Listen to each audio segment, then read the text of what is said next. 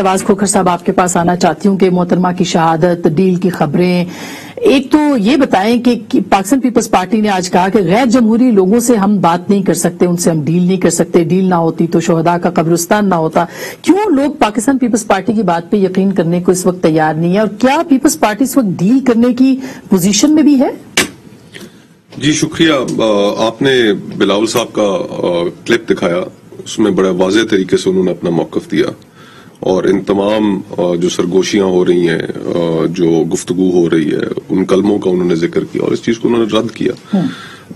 اسما بہن، میں تو یہ سمجھتا ہوں کہ اس وقت جن حالات سے ہمارا اپوزیشن کا ایک نقطہ نظر ہے کہ ہم جن حالات سے گزر رہے ہیں، پچھلے 3.5-4 سال سے ہمارا بیانیہ یہ رہا کہ جس میں ہم نے عمران خان صاحب کو سلیکٹڈ بھی کہا، اسٹیبلشمنٹ کے پالیٹکس کے اندر جو رول ہے، ان کو حکومت میں لے کے آنے کا جو رول ہے، اس کو بھی سامنے لے کر آئے.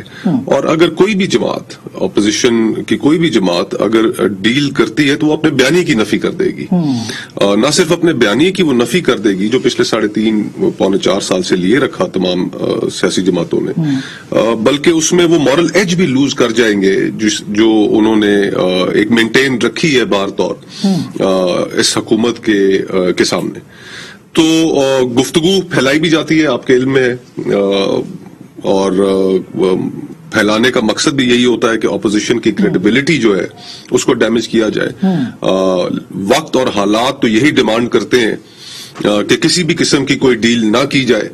اس سے پہلے بھی کئی مواقع آئے، اور اگر ڈیل کر لی جاتی یا کی جاتی تو وہ پھر ایک راستہ دینے والی بات ہوگی حکومت کو. یہ کچھ دن پہلے زرداری صاحب نے کہا کہ ہم سے فارمولا بنانے کی بات کرتے ہیں کہ آپ دیں حکومت کا، ہم کہتے ہیں ان کو چلتا کریں. تو اس کا مطلب یہ ہے کہ زرداری صاحب سے کسی نے یقیناً رابطہ کیا ہوگا کہ کوئی فارمولا بنائیں کہ کس طرح سے آپ نے اس کو ختم کرنا ہے حکومت کو. نہیں اسما بہن، اس میں ہم اپنے ملک میں اسٹیبلشمنٹ کے کردار کو اپوز تو کرتے ہیں، لیکن ہم یہ نہیں کہہ سکتے کہ ان کا کردار نہیں ہے. ایگزیکٹلی، بالکل.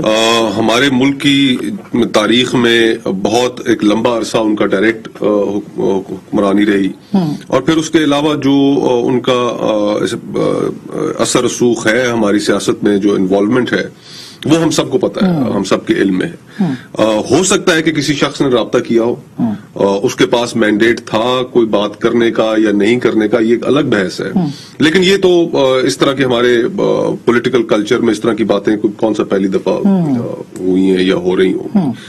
لیکن اینڈ آف دا ڈے جو چیز سب سے زیادہ اہم ہے، ابھی آپ نے انٹرو میں بھی اس کا ذکر کیا کہ تقریباً 400 ارب روپے کا ایک نیا منی بجٹ آ رہا ہے. بالکل بالکل. ساتھ ہی ساتھ جو عوام پہلے ہی مہنگائی اور بے روزگاری میں پسے ہوئے ہیں، ان کے اوپر ایک یہ نیا وار کرنے جا رہی ہے حکومت. اور آئی ایم ایف کے کہنے پر اسٹیٹ بینک کی جو اٹانومی کی جو لیجسلیشن لے کر آ رہی ہے حکومت، اپنی ہم جو اکنامک سوورینٹی، اس سوورینٹی کے ساتھ ہماری ریاست کی سوورینٹی جڑی ہے، وہ ہم جس طریقے سے سرنڈر کرنا چاہ رہے ہیں، تو یہ بڑے تشویشناک اقدام ہے جو حکومت اٹھانا چاہ رہی ہے. اس میں صرف اتنا میں آخر میں اتنا ضرور کہوں گا کہ ہم بلا شبہ اپوزیشن قومی اسمبلی میں، سینٹ میں اس پر احتجاج کرے گی، ماضی کی طرح کرتی آئی ہے.